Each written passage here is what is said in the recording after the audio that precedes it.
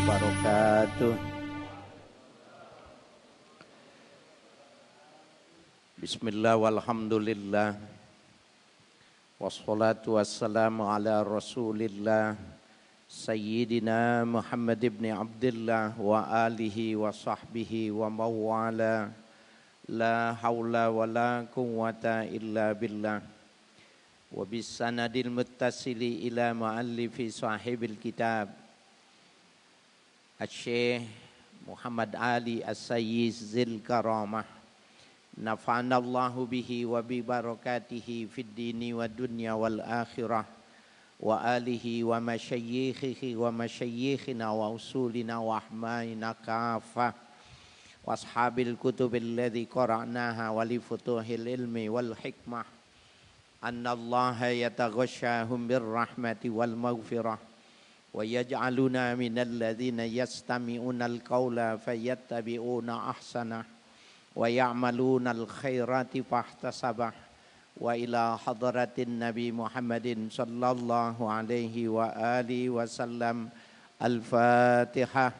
A'udzu billahi minasy syaithanir rajim. Bismillahirrahmanirrahim.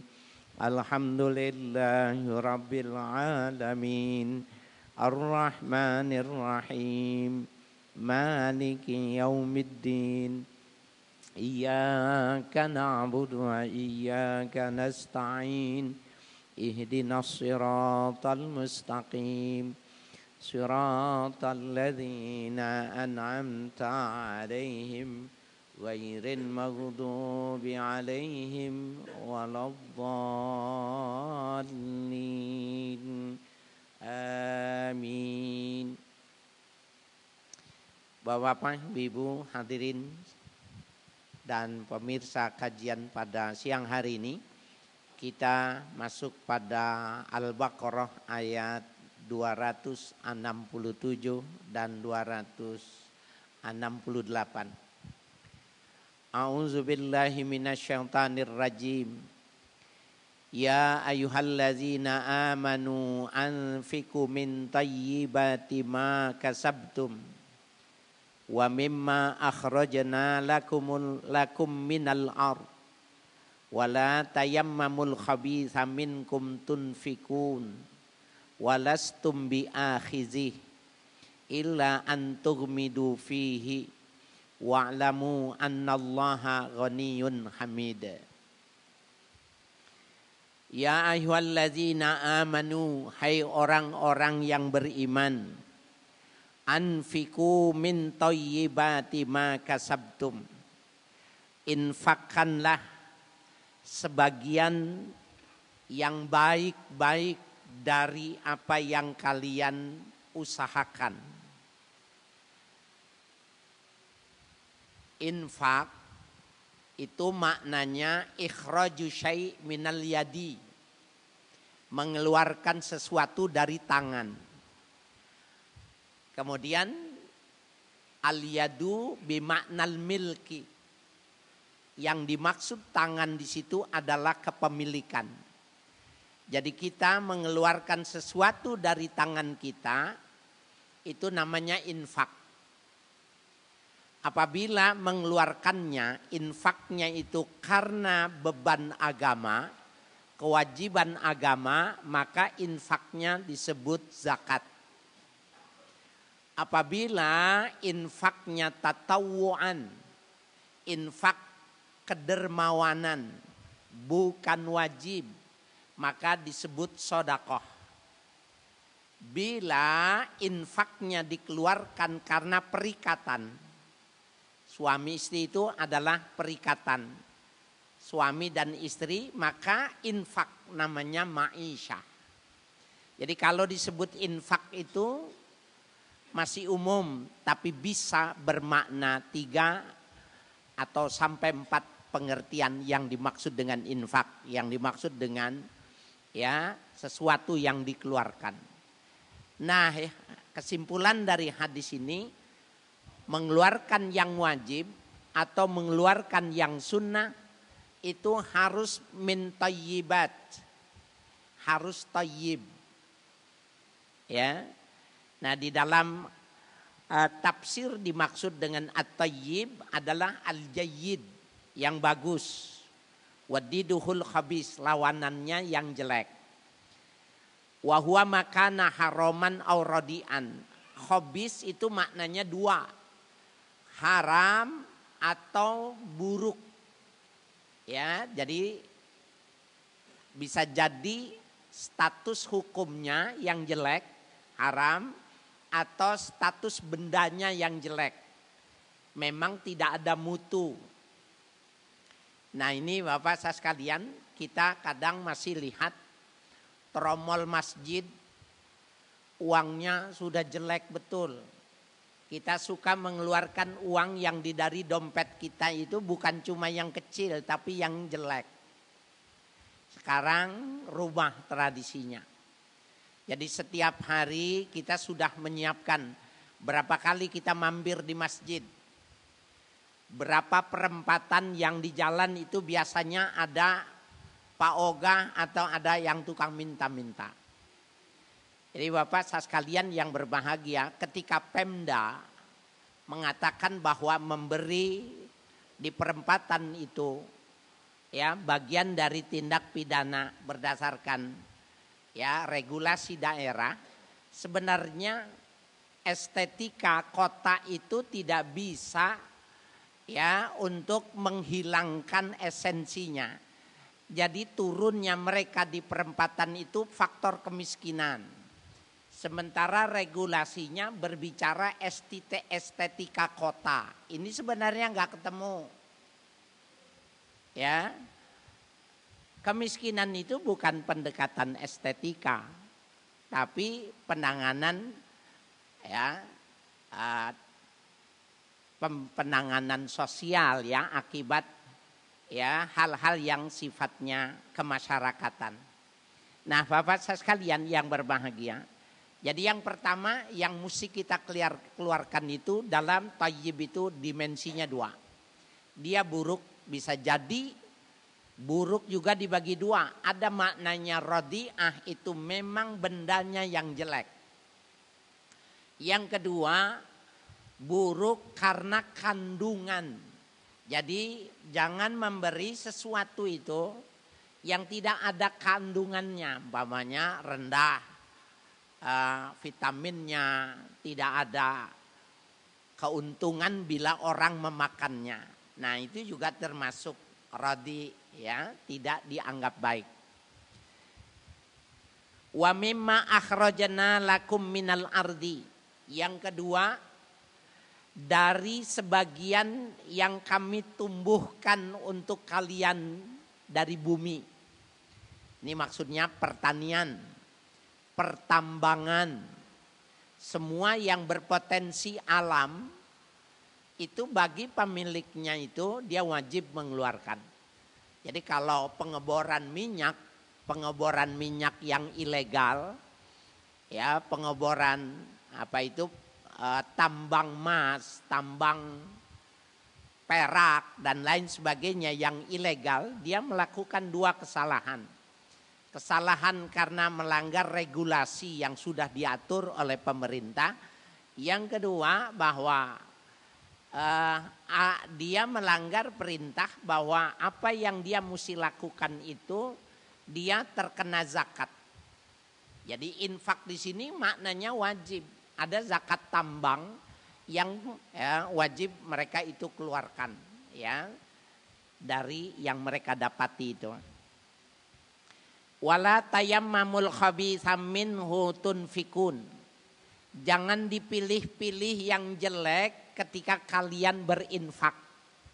Yang wajib maupun yang sunnah maupun yang mubah, jangan memberikannya ya yang dipilih-pilih jelek. Nah dulu Bapak saya sekalian, awal turunnya ayat ini, sabab nuzul ayat ini turun, di zaman itu Sayyidina Ali menceritakan pedagang kurma, ya pekebun kurma yang memiliki kurma untuk dijual, anggur, kurma, gandum. Mereka ketika mengeluarkan zakat itu dipilih-pilih. tayammamu, ikhtaru, mereka memilih-milih.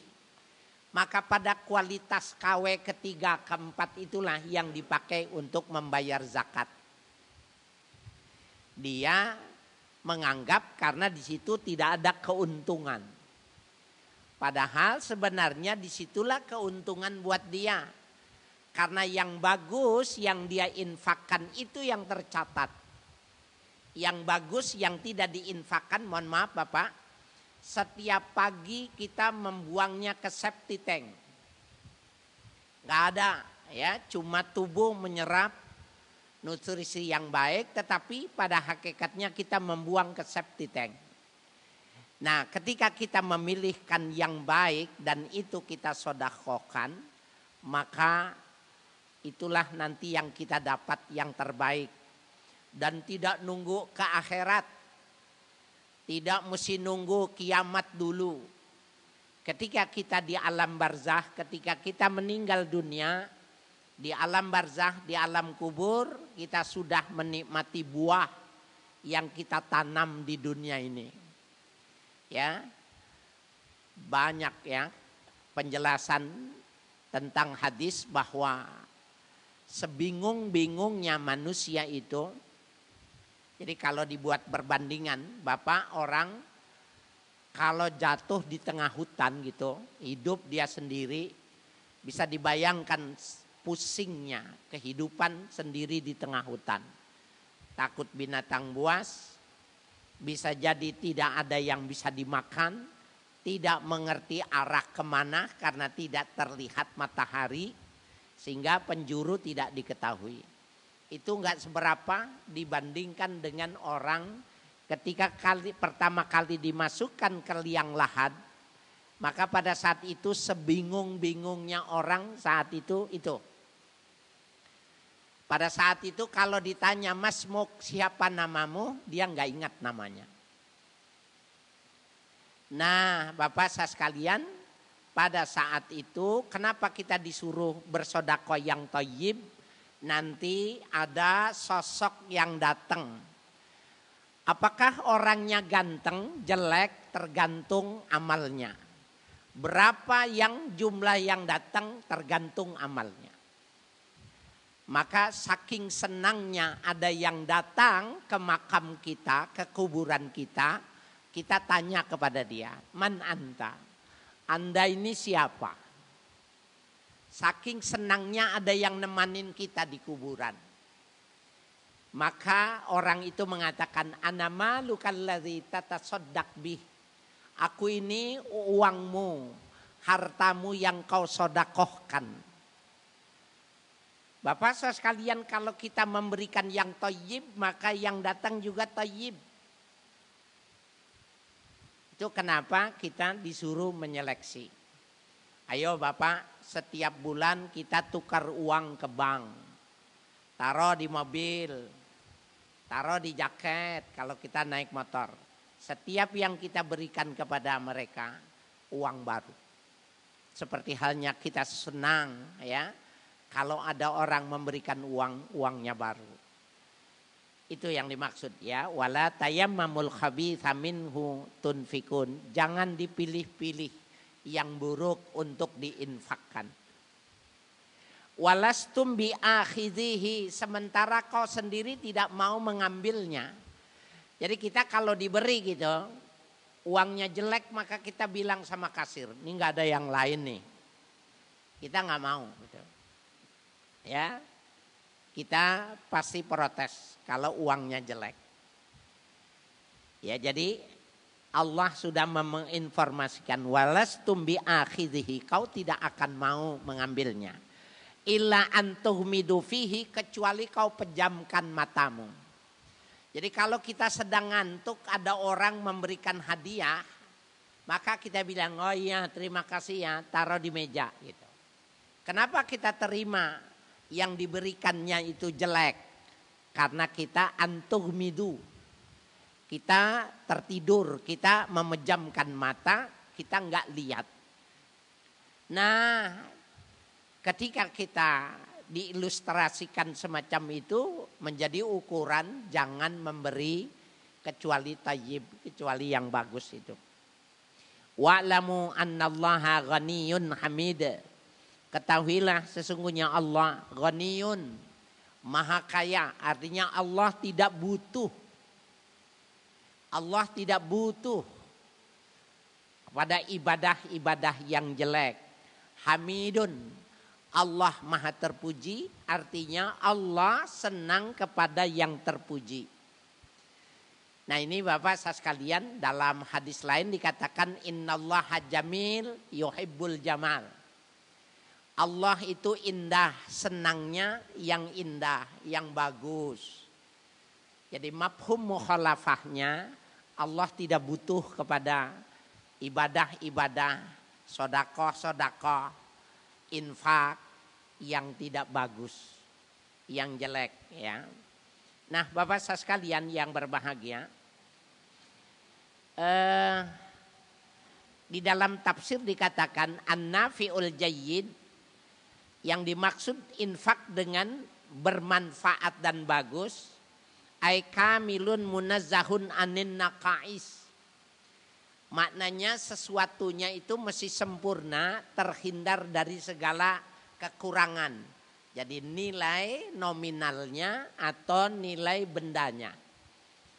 Layak balu illa thayyiban kamilan. Allah tidak akan menerima amal, infak kecuali yang thayyib, kecuali yang bagus dan yang sempurna.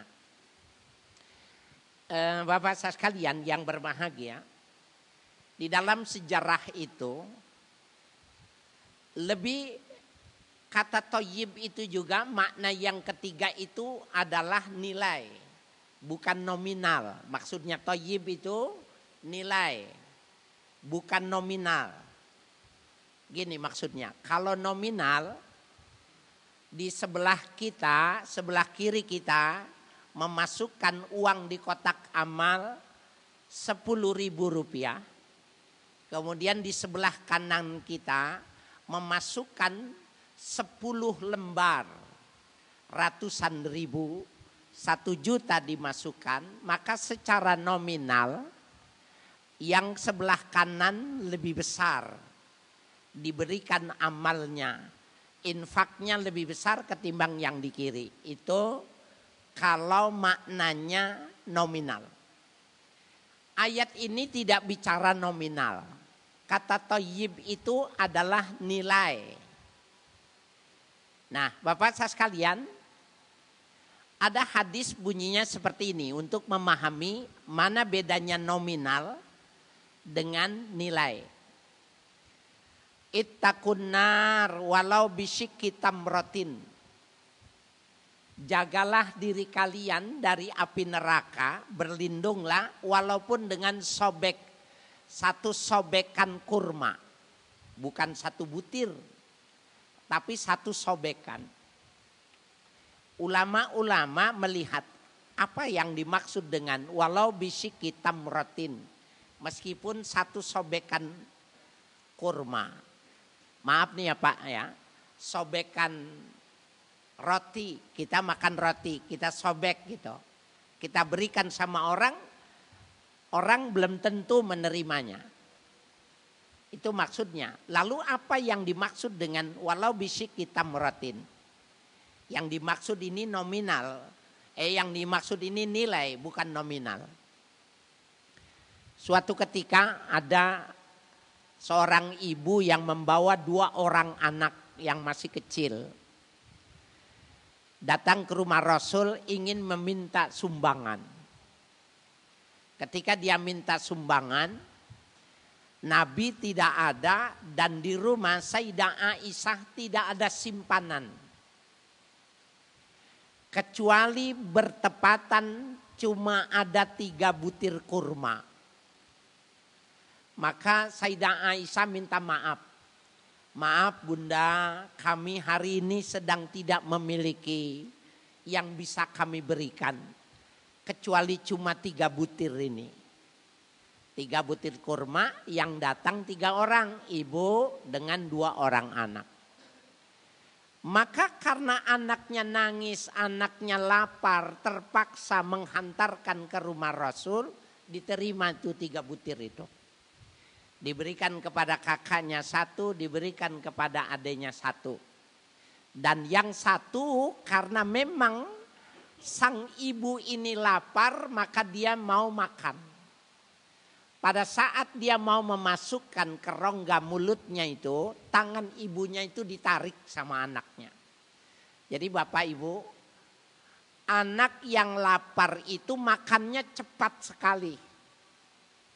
Makannya cepat sekali sehingga butiran yang mau dimasukkan ke mulut ibunya itu ditahan tangannya. Sang ibu maka mengeluarkan yang sudah di kolomnya itu, kemudian fasyaqqa nisfain, disobeknya menjadi 2, diberikan kepada kakak dan diberikan kepada adiknya itu. Bapak, ibu sama anak ini laparnya sama. Ibu itu kalau mau makan sudah dimasukkan di kolom, ditarik sama anaknya, dikeluarkan.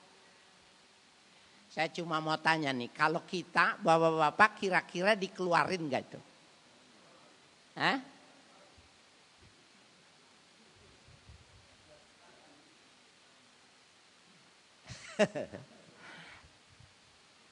Yang bilang keluarin saya pengen selfie.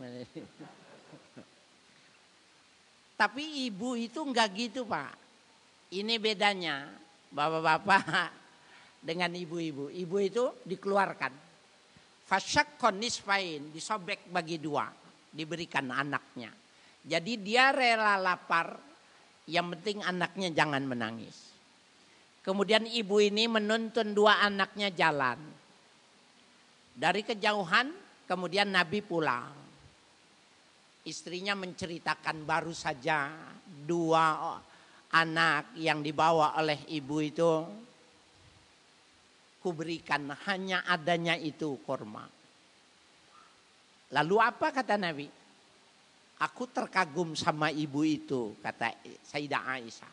Ternyata kurma yang sudah dimasukkan mulutnya itu disobek bagi 2 dan diberikan kepada anak.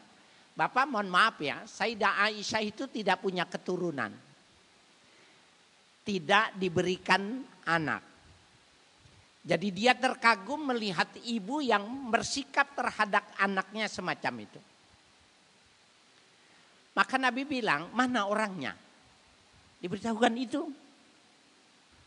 Rasulullah melihat sang ibu itu gontai membawa anaknya.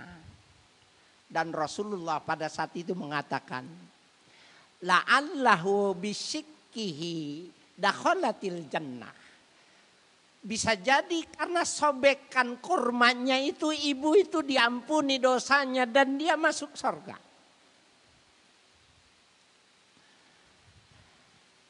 Berapa harga 1 butir kurma? Dibagi 2. Maka yang pasti ini bukan nominal. Tapi ini nilainya besar karena tidak ada lagi kecuali yang ada di mulutnya.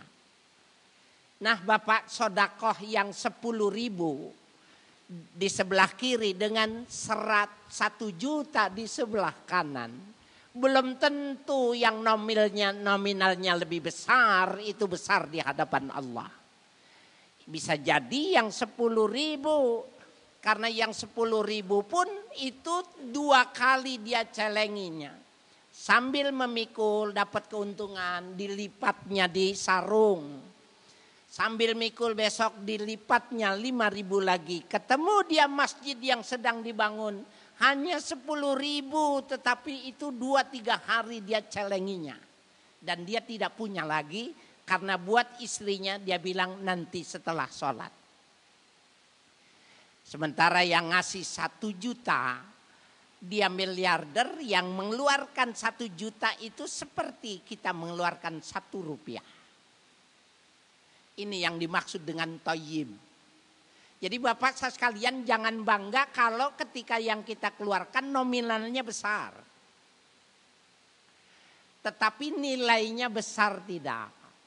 Nah kalau nilainya besar di dompet kita itu yang mana yang kita keluarkan? Maaf nih, kotak amal jalan. Kita di dompet ada 100.000, 50.000, 20.000, 10.000, 5.000, 2.000, 1.000, dan 500 logam. Kotak amal datang. Dengar pengajian sodakoh ini 100.000 ya Allah. Ketika kotak amal di depannya yang dimasukin yang mana?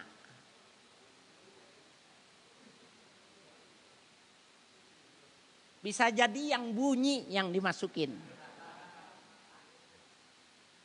Karena perjalanan kotak itu ya yukallibu kaifa syaa, berbolak-balik hatinya itu.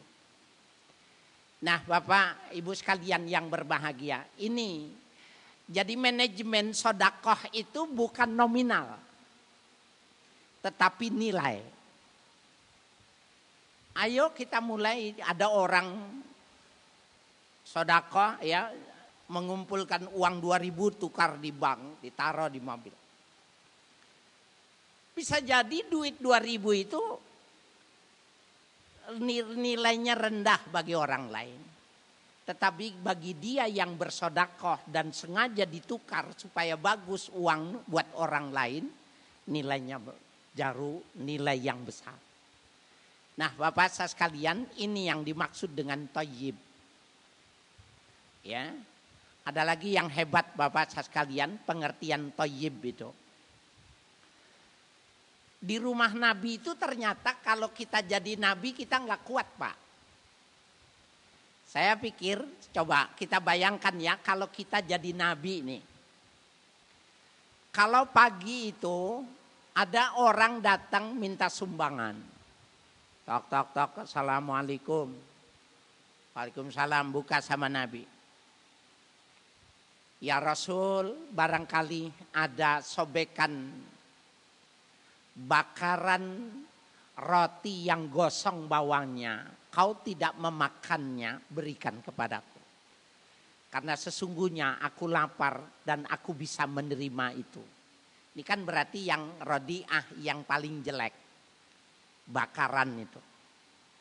Atau kau ada uang kecil, aku juga terserah. Maka Rasul tanya, ada roti tidak? Kasih roti. Ya, dikasih kurma. Dikasih uang ala kadarnya. Besok jam 9 datang lagi, assalamualaikum, dibuka, dia lagi orangnya. Nabi dengan ekspresi yang bagus, ambil lagi roti, kasih lagi kurma, kasih uang. Besok di hari ketiga datang lagi, tok tok, assalamualaikum, dibuka, orangnya itu lagi. Kalau Bapak yang jadi Nabi, kalau Bapak yang jadi Nabi, Bapak bilangnya apa?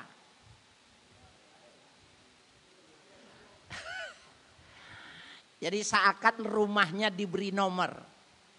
Bapak tukang minta-minta itu sebenarnya begitu. Ada wilayah 1, zona 1, zona 2 itu diputar, Pak. Ya. HP-nya itu iPhone, Pak. Ya. Dan itu sudah dibagi zonanya itu. Subhanallah, kita kalau berturut-turut Bapak, pusing kita. Tapi tidak dengan Nabi, diambil lagi, kasih roti, kasih kurma, kasih uang. Hari keempat datang lagi. Bapak, kalau kita bisa jadi ngamuk, Pak. Tetapi, lihat nih ya, Bapak saya sekalian, Nabi pingin mencari thayyibnya tuh begini. Idhab ila fulan. Bilang itu hutangku. In razaqani Allahu ni qadaituha. Nanti kalau aku punya rezeki, hutangmu itu aku yang bayar. Kira-kira ada yang pernah mengamalkan ini enggak nih? Kalau punya presiden, gubernur seperti ini, mantap benar ini ya. Punya bos, pimpinan seperti itu. belilah. Kau ambil yang kau butuhkan. Bilang itu hutangku. Bila Allah memberi rezeki, aku yang membayarnya. Itu namanya nilai. Bahwa pada saat orang membutuhkan, itu nilainya beda Pak. Maaf nih, mohon maaf. Kita kasih orang 50.000. Dengan ketika orang sedang meminta membutuhkan kita kasih 10.000, maka belum tentu yang 50 lebih besar. Kenapa? Ketika kita memberikannya, dia perutnya tidak kosong. Tetapi pada saat ini kita cuma 10.000 dan dia bisa beli di warteg. Maka 10.000 nilainya lebih besar dari yang 50.000. Ini namanya thayyib.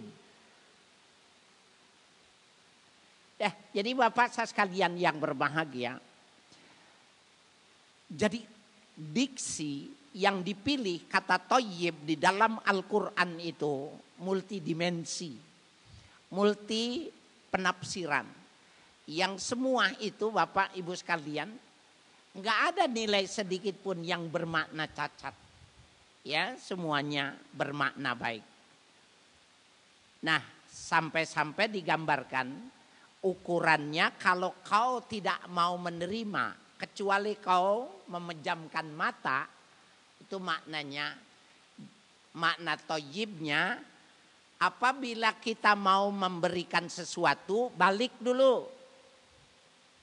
Ada tadi ya 150, 20, 10 sampai yang kecil. Kalau kita mau mengeluarkan kita tanya, kalau kamu yang menerima dia yang mau memberi ke kita, kamu milihnya yang mana? Itu maknanya thayyib. Ya. Kalau dia yang memberi, kamu yang menerima, kamu milihnya yang mana? Maka kita mengatakan yang merah. Begitulah pada saat itu maka berikanlah yang merah. Masukkanlah yang merah. Itu maknanya thayyib. Jadi Bapak saya sekalian yang berbahagia, betapa thayyib itu kalimat yang sederhana maknanya tetapi dia memiliki makna yang dalam. Ya, memiliki banyak keluasan dari ya makna itu sendiri.